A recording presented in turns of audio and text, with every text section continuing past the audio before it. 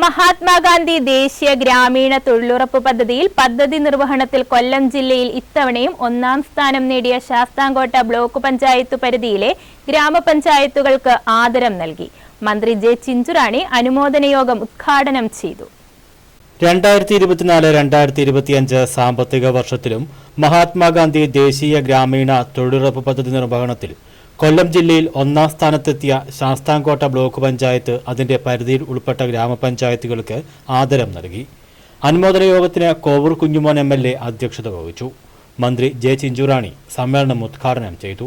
ഗ്രാമപഞ്ചായത്തിനൊക്കെ തന്നെ അവർക്ക് കൃത്യമായ നിലയിൽ തൊഴിൽ കൊടുക്കുവാൻ കഴിയുന്നു എന്നുള്ളതാണ്.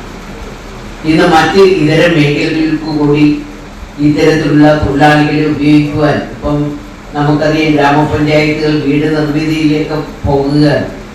നമ്മുടെ ലൈഫിന്റെ വീട് ഉൾപ്പെടെയുള്ളത് ചെയ്യുവാൻ പോകുമ്പോഴും നമ്മുടെ ഇത്തരത്തിലുള്ള കുറച്ച് തൊഴിലാളികൾക്ക് ആ പണി കൂടി കൊടുത്താൽ എനിക്ക് തോന്നുന്നു നല്ല മാറ്റം.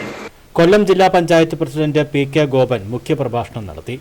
വിവിധ പഞ്ചായത്തുകൾക്കു വേണ്ടി അധ്യക്ഷന്മാരായ C ഉണ്ണികൃഷ്ണൻ, വത്സലകുമാരി, K വർഗീസ് തരകൻ, ബിനു മംഗലത്ത്, Geetha R, Sreekumar S, Sreeja KS തുടങ്ങിയവർ ആദരം ഏറ്റുവാങ്ങി.